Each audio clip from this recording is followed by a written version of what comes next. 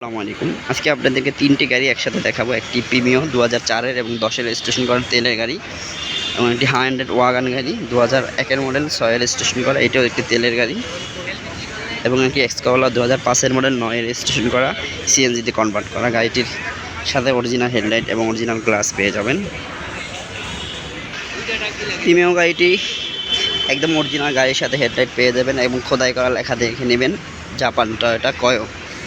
Original সাথে stock পেয়ে যাবেন, এবং গাড়িটি অরিজিনাল হাই গ্রেডের কারণে ভিতরে স্টারিং সহ উডেন পেয়ে যাবেন। অল অটো গাড়ি, তেলের একটি গাড়ি। এই গাড়িটি 2004-এর মডেল এবং 2010-এর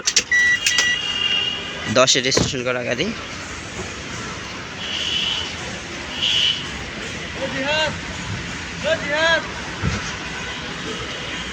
উনত্রিশ সিরিয়াল।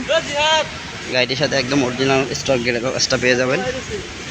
তেলের একটি গাড়ি এবং 4টা চাকা একদম প্রায় নতুনের মতো।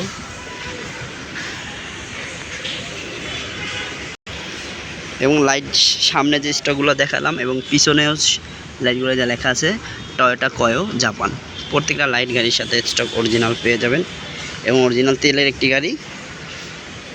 দেখেন, এই গাড়িটি কি কখনো সিএনজিতে কনভার্ট করা ছিল না। যদি থাকতো তাহলে এখানে ফুটা থাকতো অথবা রং করা থাকতো, এগুলো কিছুই নেই।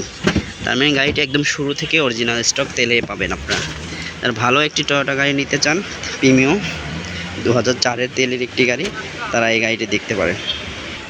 গাড়িটির ভিতরে দেখানো শেষ, এখন সামনের ইঞ্জিন রুমটা দেখাচ্ছি।